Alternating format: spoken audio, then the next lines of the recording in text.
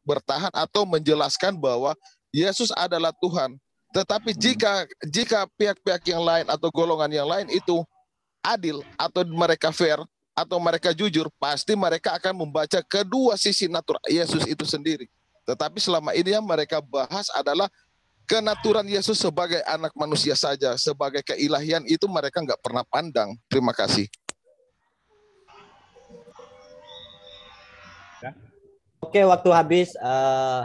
Silahkan untuk yang dari kawan-kawan Muslim untuk jelasan dari Bang Billy, Bang ini enggak yang dua ini, Bang Ade atau Bang Yuda dulu.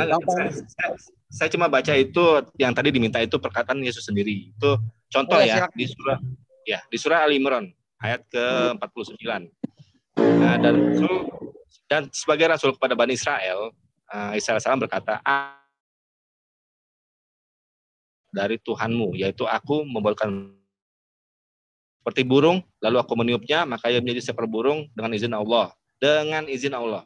Dan aku menyembuhkan orang yang buta sejak dari lahir, dan orang yang berpenyakit kusta, dan aku menghidupkan orang mati dengan izin Allah. Dan aku berikan kepadamu apa yang kamu makan dan apa yang kamu simpan di rumahmu.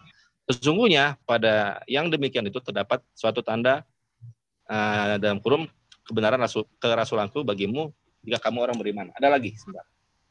Ya. Kalau Bang Ade ingat langsung aja bilang.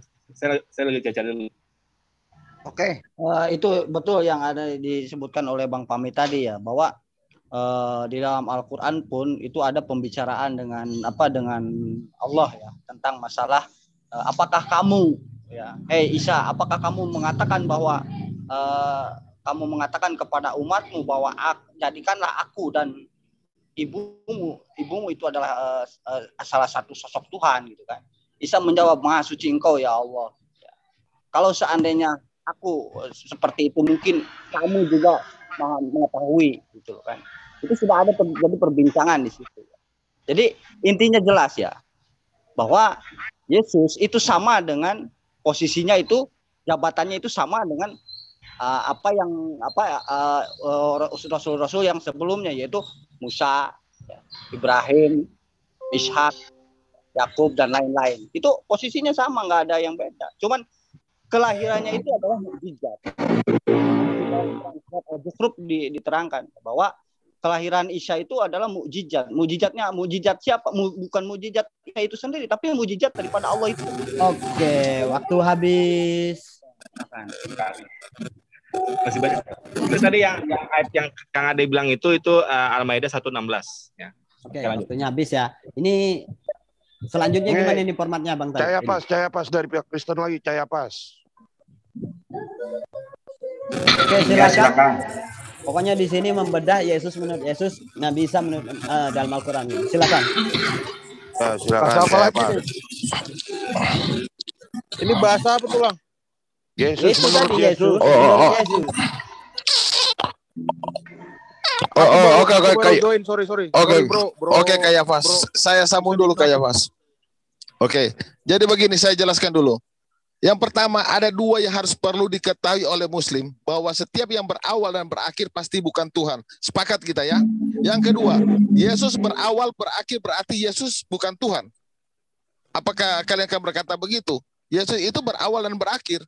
Oke, kalau begitu, kalau saya paling nggak suka kalau Muslim pakai ayat Alkitab. Tetapi karena kalian memakai Alkitab, saya juga memakai ayat Al-Quran kalian. Kita buka dulu. Gini, Bang Jo, Bang Billy, Yesus menurut Yesus. Enggak, sudah. Kita ikuti mainmu aja. Jadi sekarang saya mau kalian buka. Ini merubah alur diskusi berarti ini. Oh, enggak. Jadi gini aja, kita fair-fairan. Kita fair-fairan aja. Yesus menurut Yesus. Oke, saya hanya minta. Kamu enggak usah lari kepada Al-Qur'an. Al-Qur'an jangan nanti dari pihak saya hanya minta buka Kisah Al-Hadid 3. Surat 57 ayat 3. Yesus menurut Yesus kok kamu kemana-mana ini gitu. Lanjut aja, Bang. Enggak apa-apa. Apa-apa. Iya. Udah, nangkap. Kamu buka Quran berapa menit ini Kristennya, Bro? Oke, kita buka dulu. Kita buka dulu Kisah 5. Oke. Baca Jadi berapa menit? Itu tuh ada sisa waktunya itu. Lihat. Buka dulu kisah 57. Waktunya, bro. Mana sih waktunya? Tuh di atas itu. Tuh yang lagi Ya Billy gantian dulu si Cahaya pas dulu Billy. Loh. Selesaiin dulu lah satu babak. Buka dulu kisah Ladit. Enggak, ini biar Glenn dulu Bang Billy karena dulu tadi narasumbernya adalah Bang Billy sama Bang Tobat gitu loh. Dan di Muslim ada Bang Yuda sama Bang Ade gitu loh. Jadi silakan dulu Bang Billy gitu. Mempertanyakan tentang Al-Qur'an ya. Ya saya juga nanti mau bertanya tentang masalah Bible gitu ya. Oh, enggak masalah. Enggak Lagi. masalah. Enggak masalah, no problem. Jadi Ayo, Sob. judulnya tadi itu siapa Yesus? Kami di dalam Islam Mbak, tidak yang bicara Ya, itu, ya, ya. yang Aku bicara bantu itu, bantu. Mbak, yang bicara itu narasumber sama moderator lah gitu. Yang lain tuh tahan dulu lah. Iya, Makanya. kalau Kayapas nanti berwudu ya itu Trinitas. Kayapas kalau misalnya mau ikut serta nanti dulu Kayapas kamu telat. Jadi tadi sudah disepakati 2 orang. Jadi biar ini nggak rusak ini alur diskusi kita ini. Bukan karena takut tapi ya. Ya udah enggak apa-apa. Bukan karena Begini takut aja, yang Mas penting. Saladin. Mas Saladin, aku mundur biar Kayak yang maju. Nggak pakai mundur. Nah, Aku kan udah dari enak-enak ini kan udah lama kan. Nah, aku istirahat. Enggak, gini aja.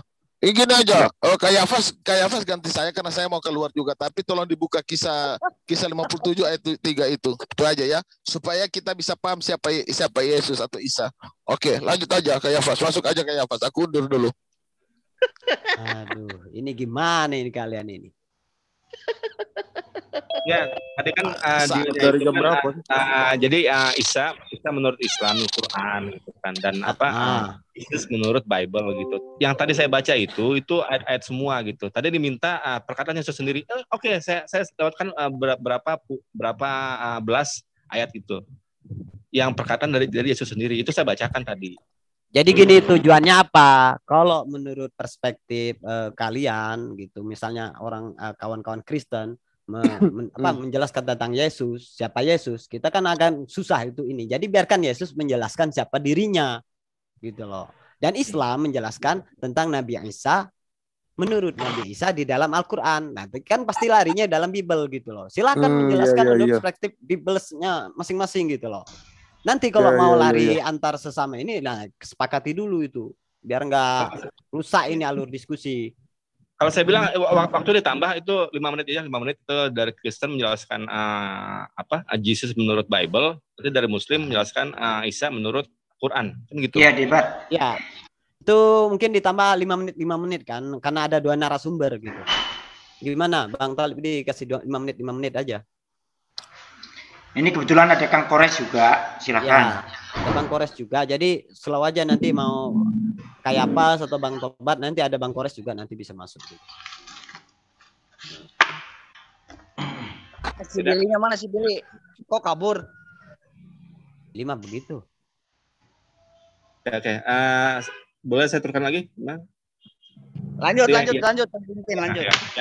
Ini 5 menit ya. Yang tadi kan dibilang Kang Ali itu di Al-Maidah 1:16 gitu.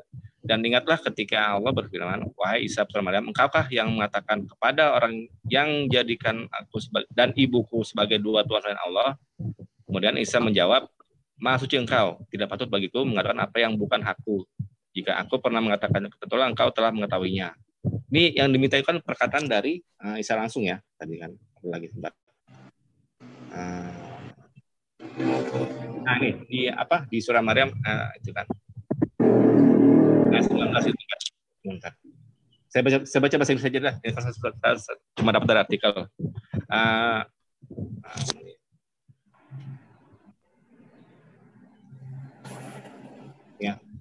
He said, I am indeed a servant of Allah. He had given me a revelation and made me a prophet. Jadi intinya itu dia diberikan wahyu dan menjadikan seorang nabi, gitu kan? And he had made me blessed. Ini udah mulai ya, Bang Kimpin? Iya, makanya waktunya kita belum waktunya Bang Yuda kok. Mas, ini masih waktunya. Masih waktunya ini tadi. Cuman gini Bang Talib nanti dirobah 5 menit gitu loh. Karena ada 2 narasumber ini terlalu pendek tadi katanya. Iya, katanya di 5 menit katanya gitu katanya. Atau di riset aja 5 menit. Iya, di riset aja, diulang aja lagi karena ini biliknya juga hilang. Kalau mau ini yang bener aja nih, jadi ntar nggak hilang-hilang orangnya, ganti topik pula, nanti kan ribet ini.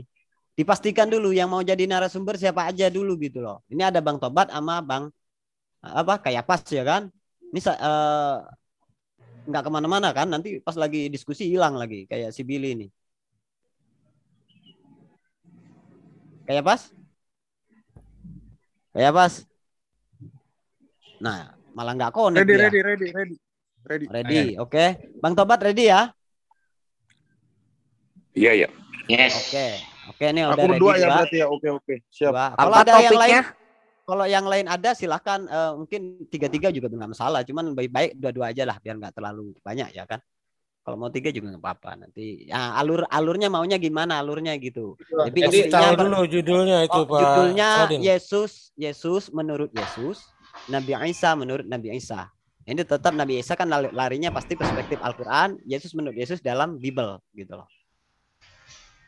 Kalau begitu Pak, kalau Terus kita begitu boleh mending dia- cross kitab gitu nggak? Nggak boleh atau gimana? Ya, boleh. Nanti kan Nanti, ada ya Pak. mending begini judulnya langsung diganti, Yesus menurut Alkitab sama Isa menurut Al-Quran gitu kan.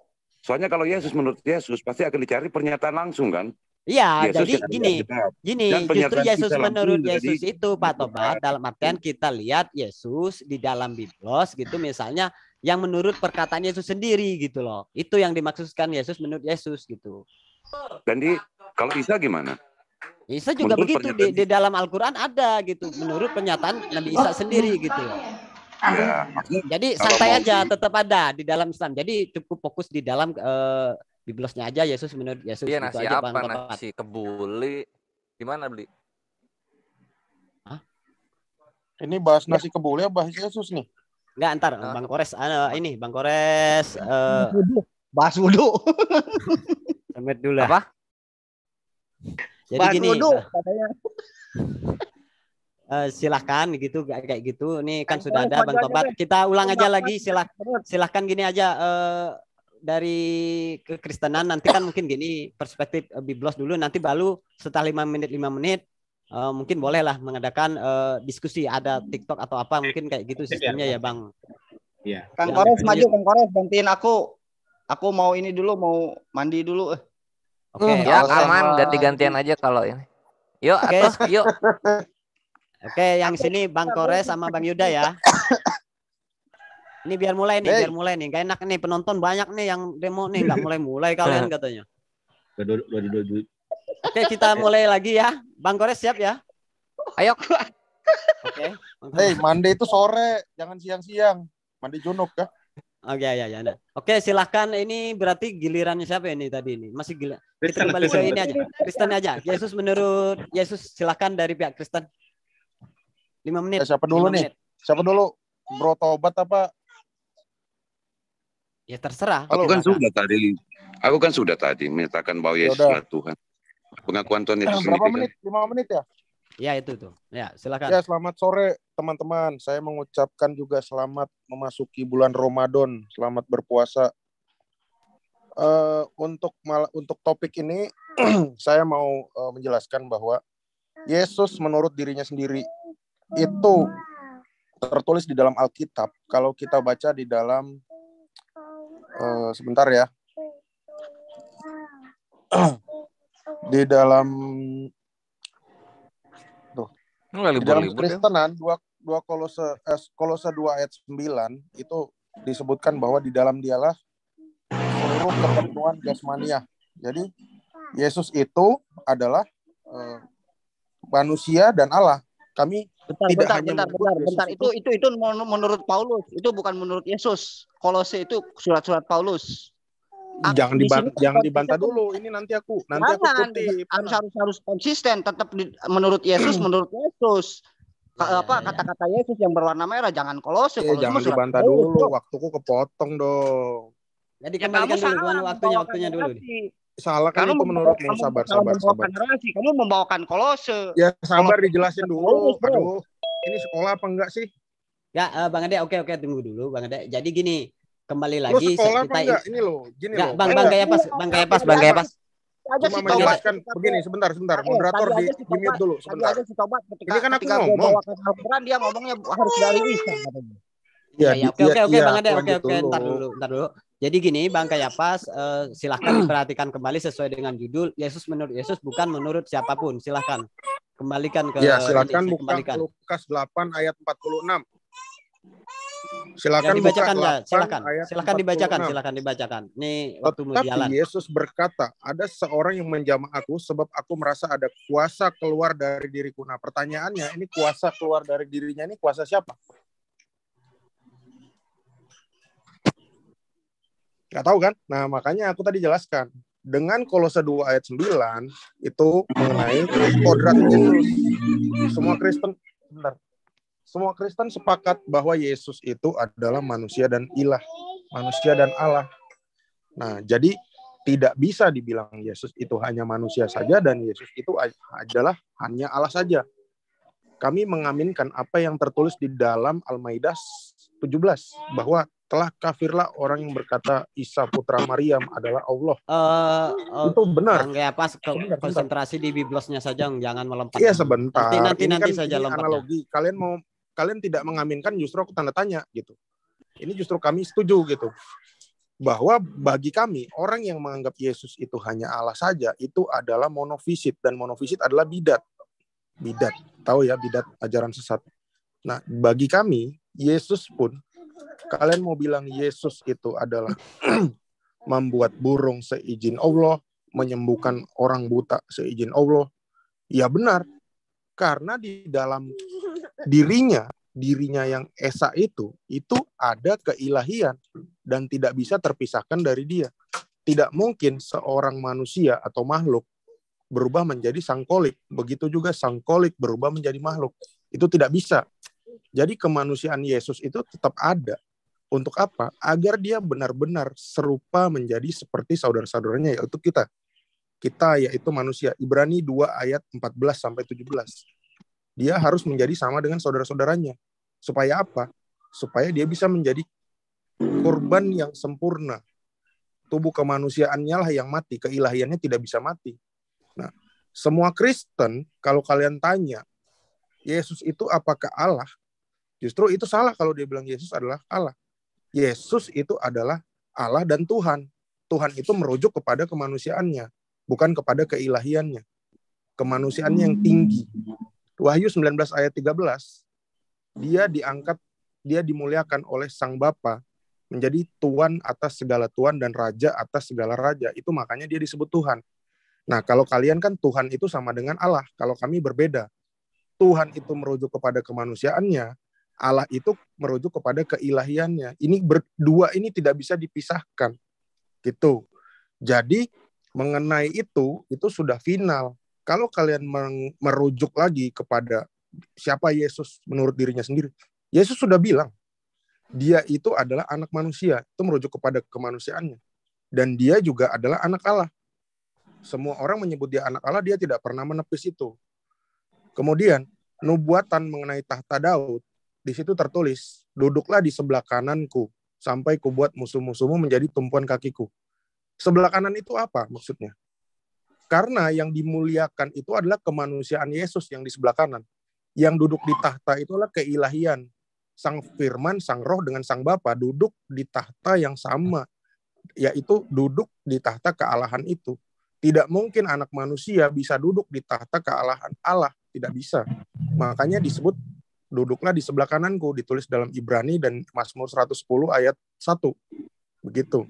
Jadi kalau kalian masih bingung, sehingga dari mulai tahun 700 sampai sekarang tahun 2002 masih bingung, itulah penjelasan saya yang simpel tadi. Waktu habis. Terima kasih Bang Kayapas. Jadi kembali saya ingatkan kepada nanti saudara Muslim untuk mengutip di dalam ayat Al-Quran bagaimana pernyataan Nabi Isa sendiri tentang Nabi Isa, karena saya lihat tadi Bang Kayapas ini tidak menunjukkan bagaimana Yesus menurut Yesus, malah lari kemana-mana. Cuma Bang tobat saja gara-gara tadi hanya satu ayat yang meminjam keledai saja gitu. Silakan Bang dari Muslim. Ya, saya cuma 3 ayat saja. Nanti kalau Kores mau tambahin. Ya, waktu Bang Talib waktunya. Bentar waktu. Oke, dimulai. Oke. Ini masih Yang pertama ya. share screen. Oke, silakan. Ya. Yang tadi Kang Ade bilang itu kan, ini di surah Al-Maidah ayat ke 116 gitu kan. Dan ingatlah ketika Allah berfirman, wahai Isa putra Maryam, engkaukah yang mengatakan kepada orang-orang, jadikanlah aku dan ibuku sebagai dua Tuhan selain Allah. Isa menjawab, maksudnya engkau tidak patut bagiku mengatakan apa yang bukan hakku. Jika aku pernah mengatakan, betullah engkau telah mengetahuinya. Ini berarti ini menyangkal klaim-klaim bahwa itu Isa salam itu pernah mengatakan kalau dia itu Tuhan gitu, ya. Atau sembahlah dia gitu. Lanjut, engkau mengetahui apa yang ada pada diriku dan aku tidak mengetahui apa yang ada padamu. Nah, ini pengakuan bahwa dia itu sebagai seorang hamba gitu, dan dia itu punya Tuhan gitu kan. Sungguh engkaulah yang Maha mengetahui. Oke, lanjut ke ayat ke surah Az-Zukhruf ayat 63.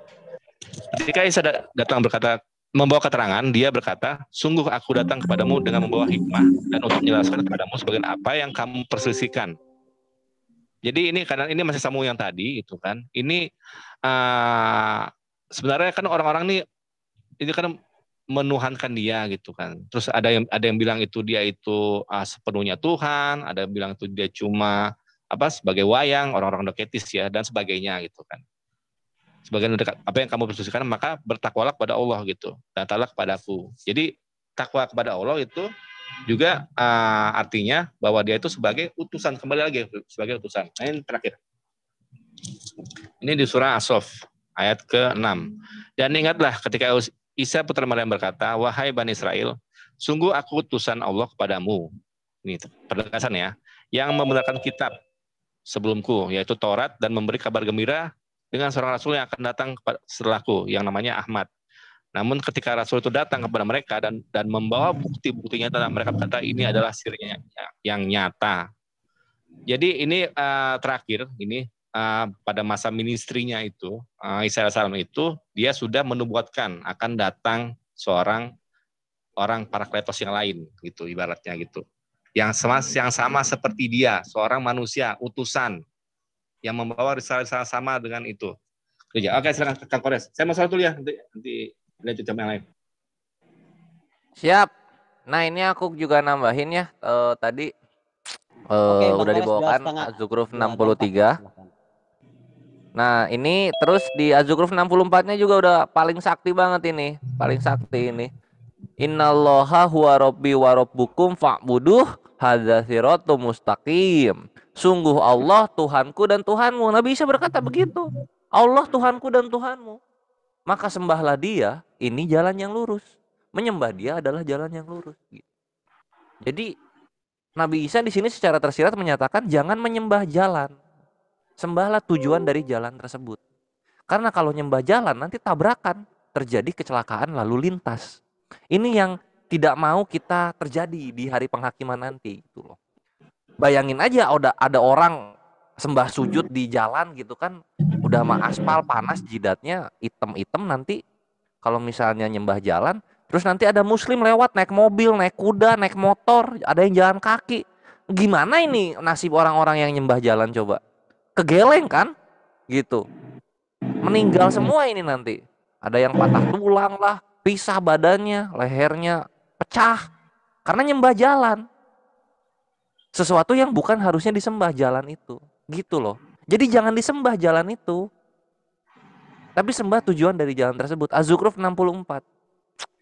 Belum nanti di Al-Maidah ayat 117, ma'akultum lahu amartani bihi ani budullah harobbi warobbakum. Itu di situ Nabi Isa berkata juga sesuatu yang sama tapi lebih tegas lagi gitu. Sembahlah Allah Tuhanku dan Tuhanmu, dan aku hanyalah abdun. Apa itu abdun? Hamba. Loh, kok yang namanya hamba disembah? Ini kan lucu gitu loh. Berikut Nabi Isa dalam Islam itu nggak mati. Sekarang kalau misalnya Nabi Isa nggak mati, apanya yang Nabi Isa mau jadi tebusan orang nggak mati? Kalau mau jadi tebusan kan harusnya mati. Ini nggak mati loh. Sama apa lagi ya? Oh ya, ini 10 detik gitu. Nah terus Dalam Islam itu simpel. Kalau misalnya ada hamba dituhankan, musyrik. Ada sesuatu di luar Tuhan, dituhankan, musyrik. Oke, waktu habis. Oke, ini kan sudah. Berapa menit nih? Aku boleh 1 menit nggak bertobat? Silahkan. Ini berapa menit, bro? Itu 5 ya, menit. 5 menit berdua, Bang. Nggak muncul. Oh ya, oke. Ya, jadi terima kasih atas responnya. Tadi jawaban dari si Pami tadi ya. Itu mengenai sembahlah aku dan ibuku itu justru kami juga tidak mengimani itu. Tidak ada yang menyembah Maria gitu. Maria itu Theotokos, tidak ada juga yang menyembah dia. Orang Katolik pun bilang Maria itu Bunda Maria atau Mater Dei, itu juga tidak ada yang menyembah Maria. Itu justru kami juga menganggap bidat. Karena ajaran Mariamit itu disebut pada zaman era Muslim itu adalah Koliridianisme. Dan dia menyumbangkan kepada kita saat ini apa? Roti Maryam, itu yang mereka pakai untuk liturgi. Itu ajaran sesat yang hanya lahir di Arab. Koliridianisme, dicatat ya. Nah, untuk yang kedua, si Kores tadi bilang, Yesus hamba. Benar, Yesus hamba, benar. Tapi lihat di dalam Filipi 2 ayat 6-8, firman itu mengambil rupa, bukan berubah rupa ya, bukan berubah rupa menjadi manusia, bukan. Firman itu mengambil berubah rupa dan mengambil menjadi hamba, dan dia mengosongkan dirinya menjadi sama dengan manusia. Sama dengan, bukan menjadi manusia. Jadi kedagingan Yesus yang lahir dari rahim Maria, Lukas 1 ayat 42, diambil dari buah rahim Maria, yaitu Maria juga ciptaan. Kedagingan Yesus diambil dari ciptaan. Tapi roh Yesus yang hanya satu itu ialah firman yang hakikatnya adalah roh. Roh yang mengosongkan diri. Firman yang mengosongkan diri. Itulah kenapa Yesus disebut sebagai manusia dan Allah, Theanthropos. Tidak bisa kita pisahkan. Nah, saya justru tantang umat Muslim. Bisa nggak bilang kalau Yesus itu hanya manusia saja? Atau hanya Allah saja? Allah saja kan kalian juga tidak setuju. Justru di dalam, saya nggak perlu baca ini ya, nggak perlu bacain ayat dari kalian ya. Dunilahi wal masihabna Maryam. Di situ malah menyebutkan bahwa kodrat itu kalian akui secara terang benderang di dalam satu surat itu. Nah, mengenai kelanjutan lagi tentang si Kores tadi, masalah apa tadi yang terakhir?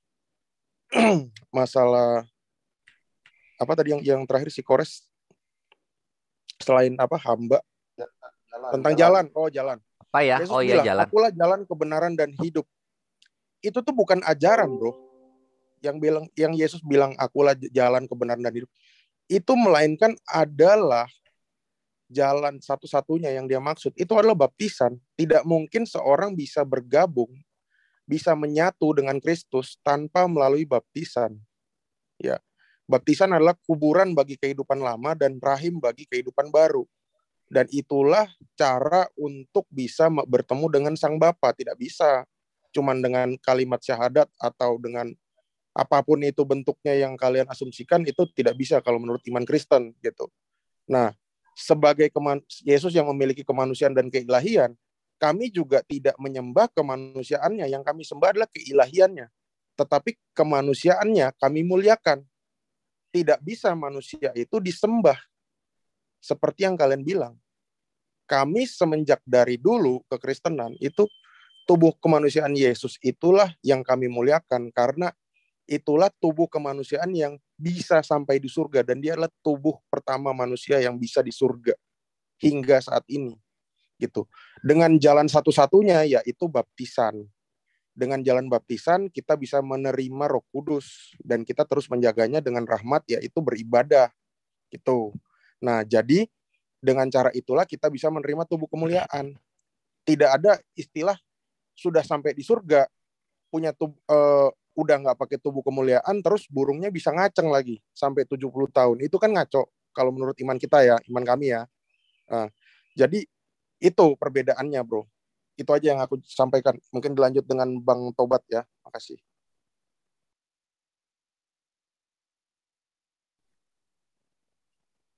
Halo Bang Tobat. Silahkan Bang Tobat. Bang Tobat, waktu terus berjalan ini gimana? Halo Bang Tobat. Ya, aku lanjutin aja deh. Mungkin lagi jauh dia AFK. Jadi begitu. Masalah jalan itu bagi kami adalah baptisan, dan memang jalan itu bukan disembah gitu.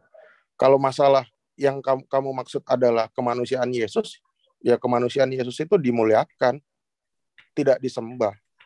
Harus mengerti itu. Seorang Kristen mesti mengerti bahwa Yesus itu memiliki 2 kodrat.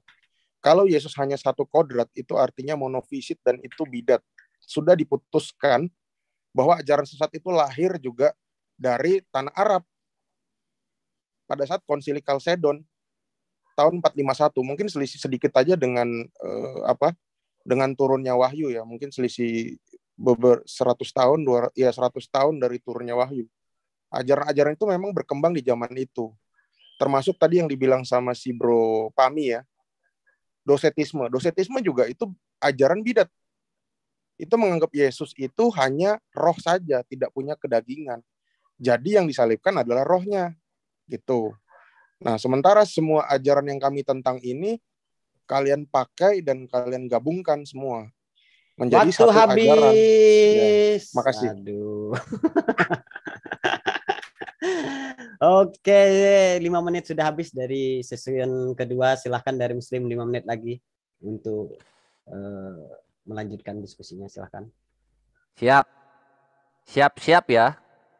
Nah, siap. ini menarik.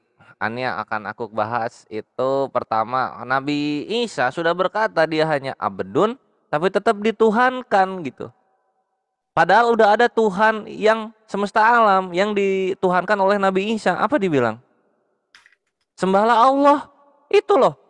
Nabi Isa bilang dia Abdul loh, hambanya Allah. Ini kan simple gitu. Ini logika yang simple gitu untuk dibedakan. Jadi kalau misalnya Firman udah menjadi manusia, udah menjadi makhluk, ngapain makhluknya disembah gitu? Tuhan Israel nggak pernah ngomong sembah Firman-nya, nggak ada sama sekali. Ngapain disembah? Filipi 2 nomor 6, bahwa si Firman yang menjadi manusia ini dia tidak punya pemikiran untuk merampok kesetaraan dengan Tuhan. Nggak ada dia. Ini cocok dengan Al-Maidah 116.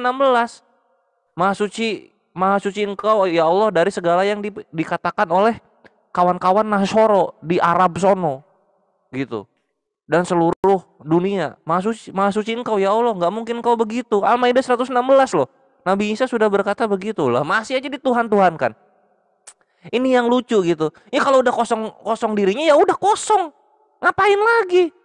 Perhatikan, Tuhan bukan manusia, maka ia tidak berubah. Maleakhi 3 nomor 6. Lah kalau terus kosong, terus isi lagi, terus kosong lagi, ini kan perubahan namanya. Berubah ini gitu. Ini simple loh. Nggak usah dituhankan yang berubah-berubah begitu.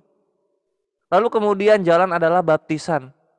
Yesus itu Yohanes 14 nomor 6. Akulah jalan, bukan baptisan adalah jalan. Yesusnya yang jalan itu. Gitu loh. Yesus ini menjadi jalan kepada Tuhan. Kalian pengen paket komplit, Yesusnya disembah juga. Silakan. Tapi di pinggir jalan, di bahu jalan menyembahnya. Karena Islam akan melewati Yesus tersebut. Kita akan menapaki Yesus tersebut. Gitu loh. Bukan baptisan. Karena orang yang tidak dibaptis tidak dihukum. Yang tidak percaya Yesus utusan Allah itu yang dihukum. Markus 16 nomor 16 kan. Ke situ kan larinya kan. Barang siapa yang percaya, maka dia diselamatkan. Barang siapa yang tidak percaya, maka dia dihukum. Tidak tertulis barang siapa yang tidak percaya dan tidak dibaptis, tidak dibahas, nggak penting itu. Kita junub juga udah kelar kita. Bahkan dalam kitab evaluator yaitu Al-Quran Nur Karim, di sana dikatakan bahwa Al-Quran adalah evaluator sebagai batu penguji untuk kitab-kitab terdahulunya. Ya kita pakai kitab yang paling sempurna, Final Testament begitu, my bre, gitu kan. Terus yang kemudian, nah ini yang menarik gitu. Ketika kalau misalnya tubuh kemuliaan gak ada burungnya, bukan tubuh kemuliaan ini, tubuh yang tidak sempurna namanya. Masa mulia tidak sempurna gitu. Padahal yang namanya tubuh kita sudah sama-sama mengetahui ya, tubuh itu maka ada burungnya untuk pria, untuk cewek ya ada sangkar burungnya kan gitu. Nah ini baru tubuh. Tanpa itu semua bukan tubuh namanya. Ini tubuh belum jadi namanya. Tubuh kurang bahan. Nah kalau misalnya di surga kekristenan tubuhnya kurang bahan, silakan kami hargai itu. Cuma kalau dalam Islam tubuh kita yang sekarang akan menjadi tubuh yang sama di jannah nanti, bersama dengan hubungan tubuh ini dengan tubuh-tubuh yang lainnya. Itulah kenapa kita ada purpose-nya di sorga itu gitu. Ada purpose-nya, ada tujuannya kenapa kita mengenal orang-orang yang kita cintai, kenapa kita mengenal orang-orang yang tidak kita cintai dan tidak kita kasihi. Karena ini mereka semua nanti akan menentukan siapa tetangga kita di sorga sana gitu. Karena kita ada beraktivitas, itu baru kebahagiaan kekal. Tidak cuma bernyanyi, pegel rahang kalau cuma bernyanyi. Apalagi sampai bernyanyi terus putus hubungan dengan anak, keluarga, istri, saudara, teman, apa pula ini. Itu loh. Lalu perlu dipahami juga dalam Islam yang namanya syirik itu ada 4.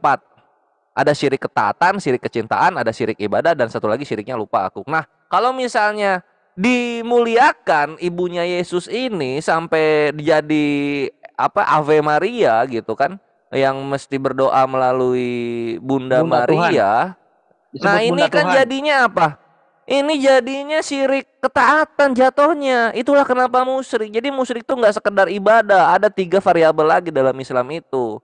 Karena segala sesuatunya mesti disebatkan kepada Allah dulu. Itulah kenapa Islam ketika mendapatkan sebuah musibah atau sebuah anugerah selalu ada ucapan alhamdulillah atau astagfirullah atau qadarullah atau sunnatullah. Selalu semuanya disebatkan dulu kepada Allah. Baru nanti asbabnya disebut kemudian. Supaya apa? Supaya tidak syirik. Lah ini kan enggak gitu. Udah mau bertekuk lutut, tangan mengatup di depan patung Maria, lalu berdoa, terus dibilang ini bukan peribadahan. Munafik namanya, my brethren. Sekian.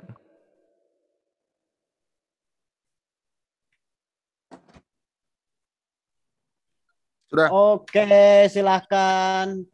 5 menit dihabisi. Ya, terima kasih. Ini Bang Tobat kemana ya? Jadi gemetaran nih, pengen mualaf jadinya aku. Jadi gini. Aku juga sendiri kok ini. Aman-aman. Nggak usah mualaf. Ya, nanti membawa wudhu Trinitas. Aduh. Jadi oke, bentar. Ini bentar nih waktunya berjalan nih. Silakan Bang Kayafas. Ya, makasih Bang. Jadi mengenai Maria itu juga kami dari kekristenan purba ya juga tidak pernah ada patung dalam gereja kami, dan juga mengenai dimuliakan, disembah. Maria memang tidak pernah disembah gitu. Bedakan dengan di saat sholat ya, kan kalian suka menyebutkan gini ya, salam kepada assalamualaikum ya nabiyu.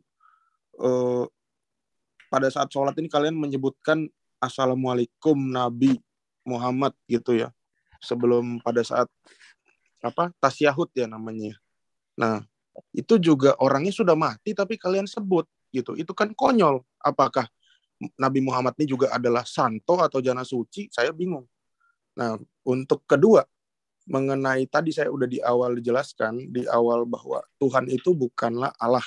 Allah itu bukanlah Tuhan. Tuhan itu merujuk kepada manusia yang tuan daripada tuan dan raja di antara segala raja.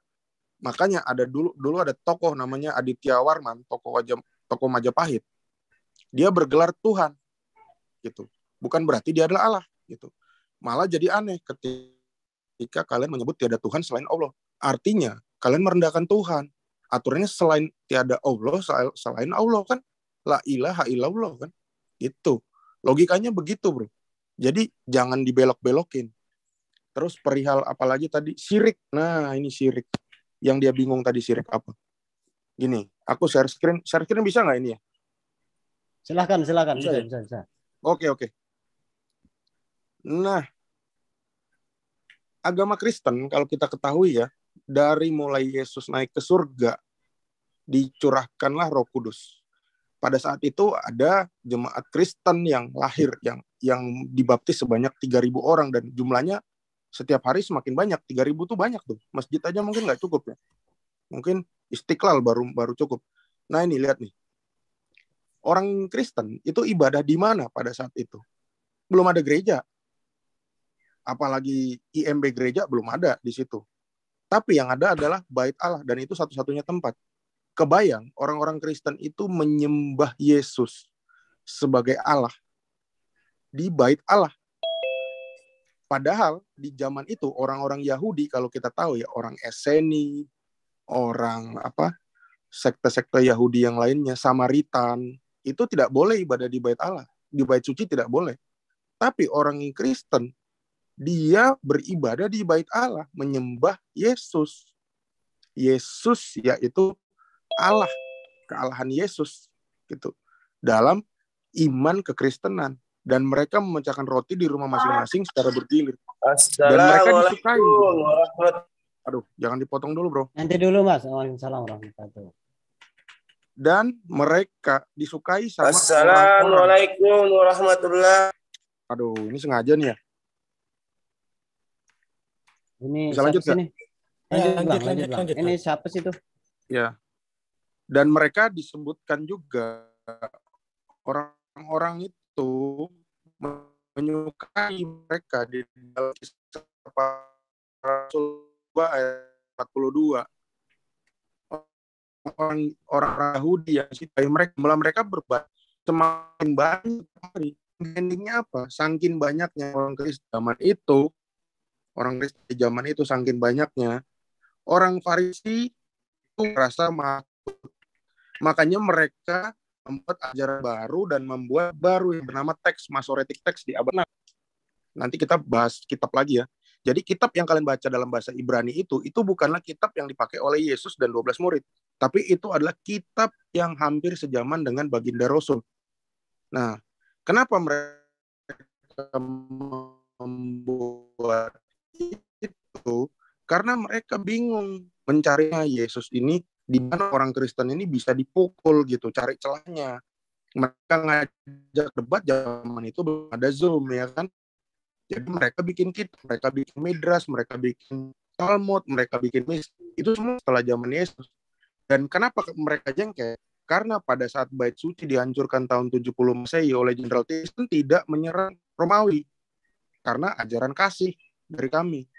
Mereka jengkel, kok kalian tidak menyembah, tidak mempertahankan gedung ini, karena Yesus sudah bilang bait Allah itu akan dia bangun, dan yang dia bangun dalam waktu 3 hari itulah ada di dalam masing-masing setiap orang Kristen, yang dimana dalamnya ada Roh Kudus. Itulah yang disebut dengan gereja. Di atas batu karang ini aku akan mendirikan umatku. Umatku di situ kata aslinya adalah eklesia atau gereja. Jadi kalau tuduhan itu syirik, sampai orang Yahudi pun jadi membuat kitab baru, mereka tidak bisa menyebut orang Kristen itu syirik. Karena apa? Kalau orang Kristen itu adalah syirik, tidak mungkin dia bisa jadi bait Allah. Banyak itu aja. Makasih. Aku sedikit, Kang Kores boleh ya? Sedikit aja. Ya. Oke. Waktu itu jalan dulu. Waktunya jalan dulu. Jalan. Oke. 1 ayat 23.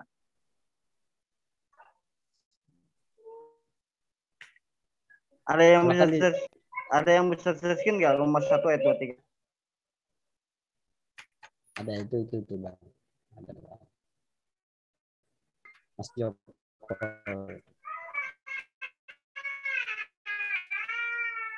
Roma 1 ayat 23. Nah, turun ke bawah Bang. Ke bawah, bukan ke atas, ke bawah. Roma 1 ayat 23 ke bawah. Mereka menggantikan kemuliaan Allah yang tidak panah dengan gambaran yang mirip dengan manusia yang enak. Burung-burung, binatang-binatang yang berkaki 4 atau binatang-binatang yang menjalar. Siapa nih? Ini siapa nih? Ajaran agama siapa yang menggantikan kemuliaan Allah kalau bukan kalian gitu kan?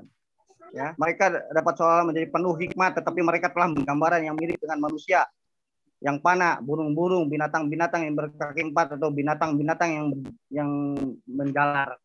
Ini lengkap sudah gitu loh. Kristen. 1, dia menyamakan dengan manusia, jelas. Yesus itu manusia. Dia panah, dia mengalami kematian. Ya. Terus dia binatang yang berkaki 4 ya Pak. Dia menyamakan dengan domba. Roh Kudus dibandingkan dengan burung merpati. Lengkaplah sudah. Ya. Jadi kalau seandainya ngomong bahwa mengosongkan diri, ya kata ini apa kata Paulus, hapus dulu ayat ini. Kalau ayat ini berarti kontradiktif.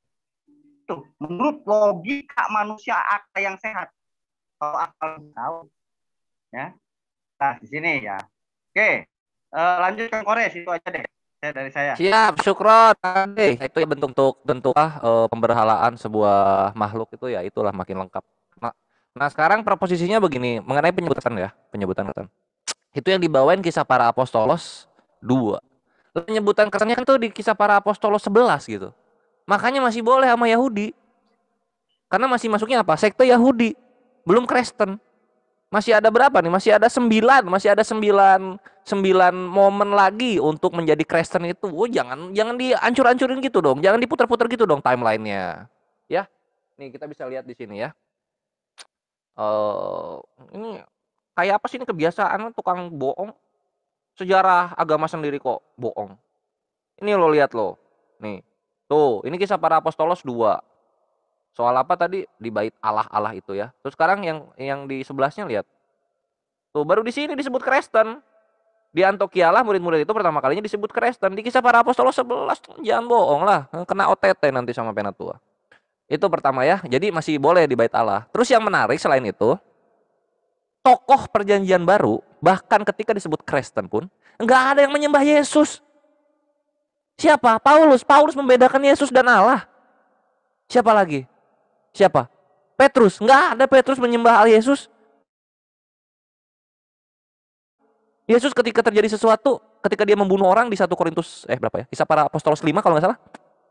Di sana dia malah memuliakan Allah. Enggak ada dia memuliakan Yesus. Atau berdoa kepada Yesus, enggak ada sama sekali. Atau beribadah kepada Yesus. Udah gua bolak-balik itu perjanjian baru. Loh, kok malah jadi tauhid ini orang-orang tokoh perjanjian baru? Kan gitu. Makanya kejadian itu mulai apa ya? Mulai terjadi penyembahan kepada Yesus itu ketika di zaman abad kedua di mana pagan-pagan Romawi dan Yunani mulai masuk, pendeta-pendetanya pagan-pagan Romawi dan Yunani mulai masuk kepada kekristenan dan dia menempatkan posisi tertinggi. Menempatkan posisi menjadi pendeta-pendeta gitu, menggantikan para murid-murid Yesus. Nah di situ mulailah penyembahan dan peribadahan kepada Yesus itu mulai di sana. Bukan dari tokoh-tokoh perjanjian baru, tidak ada terekam di sono loh. Kisah para Wahyu 4 nomor 11, maka muliakanlah dan ibadahkanlah Tuhan Allahmu gitu. Nama dia yang mulia selama-lamanya. Enggak ada nama Tuhan Yesusmu, enggak ada itu. Apalagi Allah Bapa, Allah Roh, Allah Yesus, enggak ada sama sekali itu gitu. Jangan jangan diputar-putar ya.